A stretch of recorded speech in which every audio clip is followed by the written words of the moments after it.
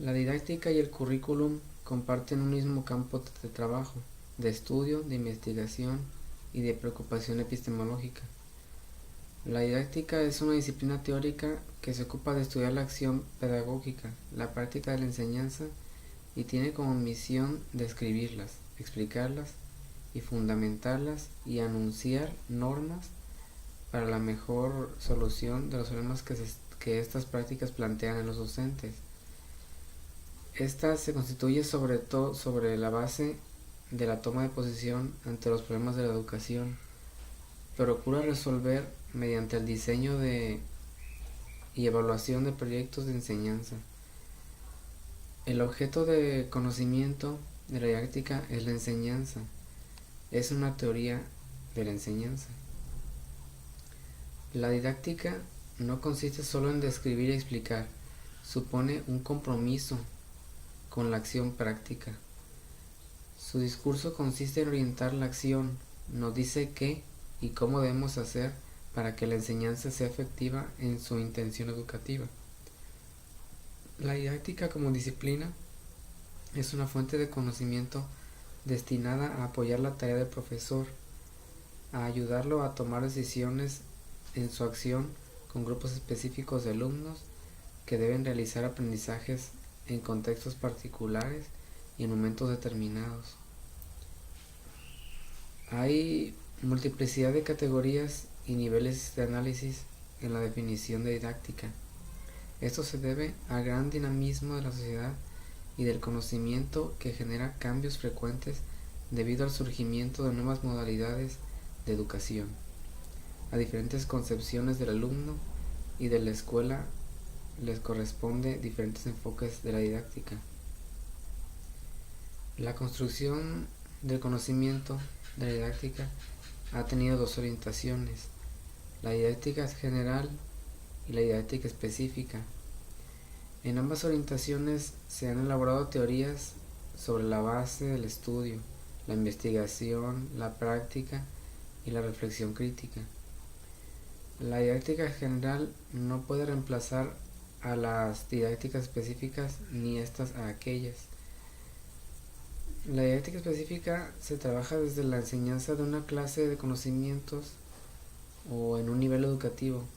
Esto es un tipo de didáctica determinada y está más cerca de la práctica. La didáctica general está más próxima al estudio de las teorías del aprendizaje, de las teorías de pensamiento y los procesos de cognición. Esta teoría es de mayor nivel de generalidad.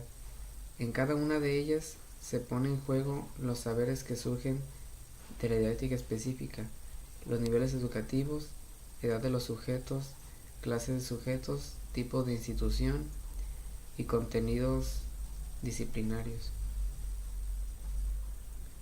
Un campo en donde la didáctica general ha efectuado aportes es la teoría del currículum. La teoría del currículum se constituye con varios aportes provenientes de las problemáticas sociales, culturales, políticas y pedagógicas. El campo del currículum, según Estados Unidos, desde las primeras propuestas de Franklin y Warren, buscan convertir el currículum en un campo de trabajo profesional durante la primera parte del siglo XX. Las obras de Bobbitt y Charters fueron las primeras dedicadas al tema. Propusieron acotar el currículum como un campo científico. En la visión de esos primeros curriculistas, la organización escolar se orienta más hacia un gobierno en los aspectos formales y materiales que hacia los sujetos que lo habitan. Con el desarrollo de la psicología científica, es decir, el conductismo, la ciencia podía reformar la educación en general y el funcionamiento de los centros escolares en particular. Raymond había explicado la influencia que tuvieron los negocios y la industria desde el comienzo del siglo XX debido a los logros. De ahí surgen la aplicación de los métodos de los negocios a cualquier área. Por eso los responsables políticos piensan reformar las escuelas aplicando los métodos de los negocios para conseguir los objetivos que se marcan. El análisis del trabajo y de la actividad llegó a ser una base del nuevo currículum escolar. Franklin y Taylor y su magnate científico es un referente. Esta visión pretendía hacer del centro escolar una empresa productista y del desarrollo curricular un proceso científico minuciosamente programado. Las escuelas se nutrieron de conocimiento científico, dejando la responsabilidad de su elaboración a los expertos, que escriben sobre el currículum, tareas que en ningún caso correspondían a los profesores. El carácter científico en el diseño del currículum pasó a ser una obra de ingeniería, inspirada en las propuestas del trabajo de Taylor, Charters, Bobbitt, Skinner, Tyler. Fueron los indicadores de aquellos principios en el campo del currículum. Sus propuestas abarcaban el aprendizaje programado, objetivos conductuales u operativos, medición y control del tiempo, uso de test. Estos son los recursos instrumentales de la aplicación del Taylorismo en las escuelas. En su base reside una ideología de la transmisión cultural, según la cual el conocimiento se adquiere por repetición y objetivación. Las ideas que surgen de los primeros pasos en el desarrollo del currículum, nacidas de la concepción taylorista, aplican racionalidad técnica, la cual propone separar los elementos que componen la concepción curricular.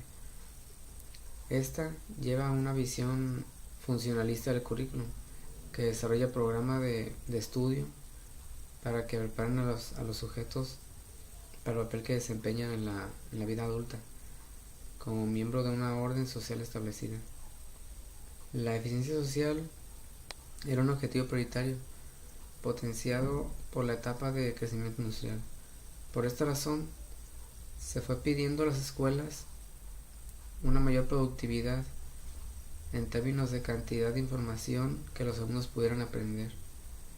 Así, se desarrolló el primer diseño del currículum en torno a objetos, movimientos que ha dominado el desarrollo del currículum y de la enseñanza desde sus inicios y durante gran parte del siglo XX. Taylor, que no tuvo nada que ver directamente con educación, creó un planteamiento tecnocrático y funcionales, abanderado por educadores reformistas atraídos por el esplendor de la eficiencia social, a la que le importa más el objeto de los sujetos que deben trabajar con él. La tecnificación del proceso didáctico, centrado en pruebas objetivas de corte conductista, reduce el aprendizaje atomizado a conductas observables, concretas, que pueden ser evaluadas, corregidas. De esta forma trata a los sujetos de máquinas. El taylorismo impone una prescripción completa de las tareas del profesor, sin margen para que puedan experimentar otras formas de concebir la enseñanza. Se esperaba que los profesores cumplan su tarea de un programa decidido por los expertos que están por encima. Así, a finales de la década del 60, se comenzó a descubrir nuevas formas de percibir el currículum. Surge a finales de la década de los 60 y principios de los 70 la propuesta de los reconceptualistas. Los autores que comparten las distintas posiciones reconceptualistas tienen entre sus objetivos prioritarios la función liberadora que la educación puede desempeñar. Se trata de lograr la emancipación a través de la apropiación del saber, el acceso a la cultura compartida, garantizando así la participación democrática de todos los ciudadanos de un modo activo.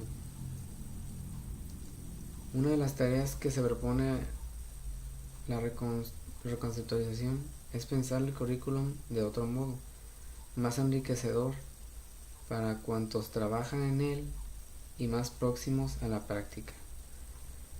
Este fue mi trabajo. Mi nombre es Humberto Valencia Cárdenas. Gracias.